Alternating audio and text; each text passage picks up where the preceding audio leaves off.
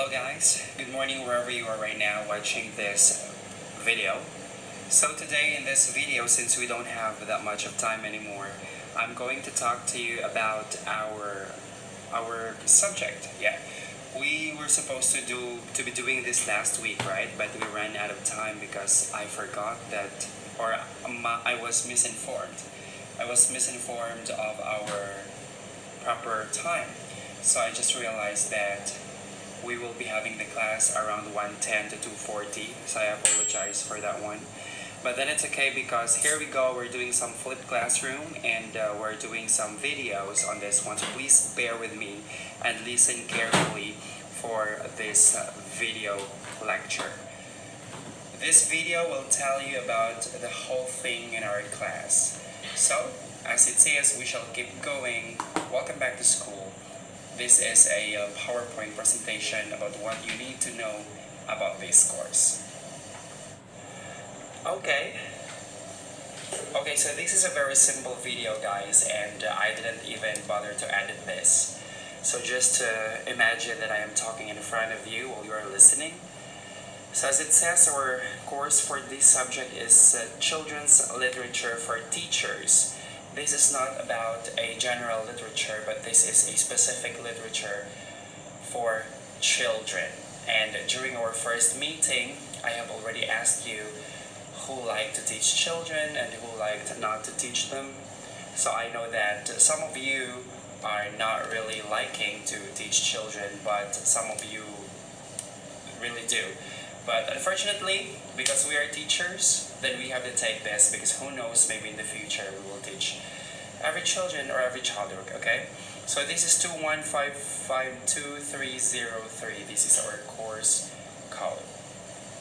Correct me if I'm wrong. Please message me in the comment or in the line group if this is wrong. Now let's move on. So the course description, as you can see here, it says main elements of children literature. So we will talk about the main elements of children literature, and also number 2 is the critical study of forms and roles.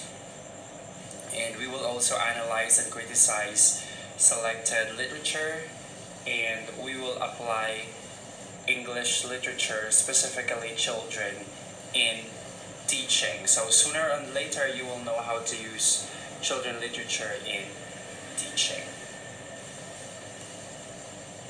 Our course outline, very important. Our first week we tackle about introduction to children literature. So that's gonna be for our first meeting, first formal meeting. And on our second week, that's gonna be history here, and then early modern Europe, also the origins of the modern age and the golden age. So this is the history of the children literature. On the third week, we will talk about national traditions, which eventually affected the progress of children literature. So first is we will talk about the United Kingdom, wherein adventure fiction and magazines and comics came already in, as you can see here. And for our week 4, we will continue the national traditions part 2. We will talk about the US, the continental Europe, Russia and the Soviet Union, China, we've got Brazil, India, Iran, Nigeria, and Sri Lanka. So that's for our week 4. Moving on, for week 5, we will do some classification. So we will classify children literature and we will talk about genre. So we have 2 classifications. First is by genre, which is our week 5. And on the week 6, it's about by age category. So which literature is for 5 to 6 years old, for 7 to 8, 9 to 10, so on and so forth like that. So these literatures are actually categorized according to the age. Week number 7, we will do some illustration. In illustration, it's about illustrating ideas into pictures. So this is an example of this one is the manga that you're reading, the comics that you're reading. I know some of you guys are really fond of reading those materials. So we will do some, or we will tackle about illustration. On week 8, as you can see here, we will criticize some children literature. So we will talk about the stereotypes, racism, and cultural bias. Let's see whether a certain book has stereotypes, tackles about racism, and cultural bias. So we will talk about this. On our 9th week, we will continue criticizing literary works. We will talk about gender roles and representation of women. Are women being represented equally compared to men in children literature? And also, we will talk about the role of LGBT here, because we have a rising literature which is called the LGBTQ literature. So, as you can see, most of the countries now approve LGBT community, and here goes different books talking about LGBT, BL like boys love, or the princess and the queen, stuff like that. So we'll talk about that on our week 9. Okay. For week 10, we will continue criticizing this children literature. So we will talk about or debate over controversial content. It's not necessarily that we will debate, okay? But it's about, we will talk about the debate over any controversial content. For example, a children book is saying something that is worth controversial to another culture. For week 11, we will continue criticizing our children literature books, and the focus is on the effect on early childhood development. Does children literature really affect childhood development, especially during the early stage? Is this really worth it? Does it have really an effect? So we will be talking about this on week 11.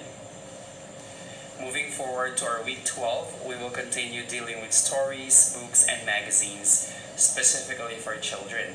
For week 13, we will also talk about poems and songs for children. I know some of you are very eager for this one, because some of you, or most of you guys, are very expert on this, especially when we went to Taongoy Anuban, right? I can see you dancing and singing, and you might not even know that these are actually songs or literature for children. For week 14, we have individual analysis and critiquing of chosen literature. So here, as our description would say, if we can go back to our description, look at this one, analyze and criticize selected literature. So going back there, on week 14, you have to choose your own literature, your own material, whatever you like.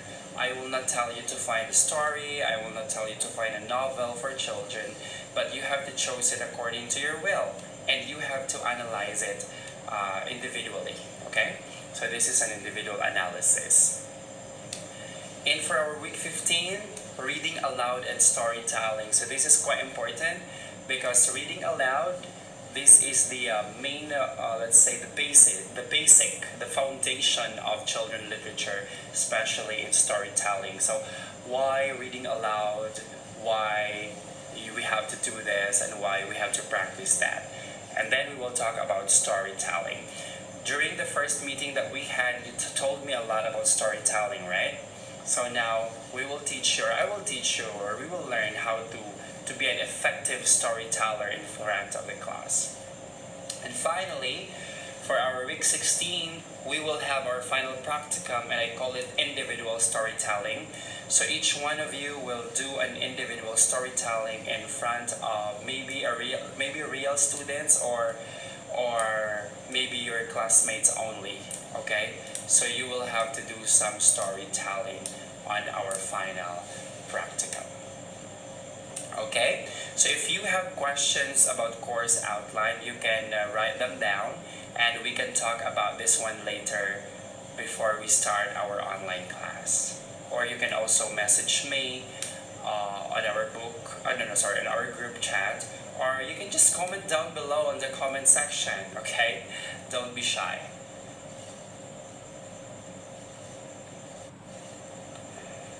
And continuing, guys, our course facts. So these are some of the facts. Number 1, this is how you're going to be evaluated and assessed. Okay? So this is your evaluation and assessment.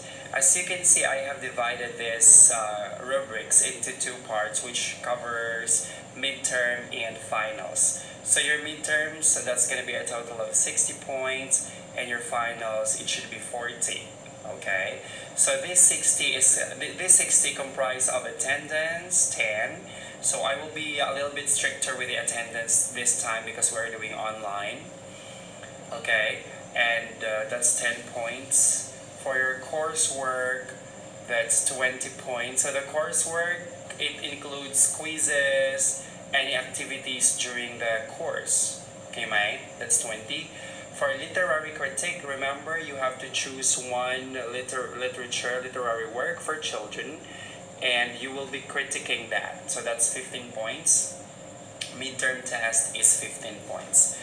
For finals, loves, we have coursework 10 points. Storytelling is 15, it's quite high, and 15 for final test, and that's a total of 100 points. Okay, so the same thing. Whatever you do in the class, I am just the one who will record your performance. So your grade depends on you. Okay? So the same thing, if you have questions and clarifications, please write them down, chat on our chat group, or even ask me during our online classes, or comment down below.